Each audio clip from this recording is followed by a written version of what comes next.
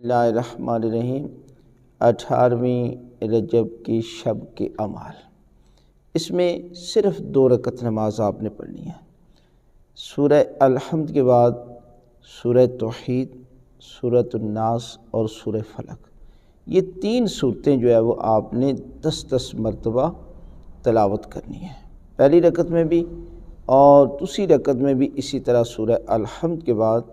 10 مرتبہ سورہ توحید، پھر ساتھ ہی 10 مرتبہ سورۃ فلق اور ساتھ ہی سورہ ناس، اور ان کی تلاوت کرنے کے بعد آپ جو ہے وہ دعائے قنوت ضرور مانگیں اور اس کے بعد تسبیح کا ذکر کریں اور دعا مانگیں، تو خالق کائنات جو ہے وہ اس شب کے صدقے میں اور اس نماز کے صدقے میں پروردگار جو ہے وہ آپ کو دنیا و آخرت کی پروردگار جو ہے وہ کامیابی عطا کرے گا، اور ماہ رجب کے صدقے میں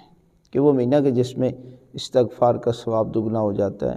جس میں نمازوں کا ثواب دگنا ہو جاتا ہے، اور اگر کوئی بندہ ماہ رجب میں روزہ رکھتا ہے تو پروردگار اسے جنت سے ایک نہر ہے جس کا نام رجب ہے سیراب کرتا ہے، لہذا اس نماز کے صدقے میں پروردگار جو ہے وہ آپ کے درجات کو بلند کرے گا۔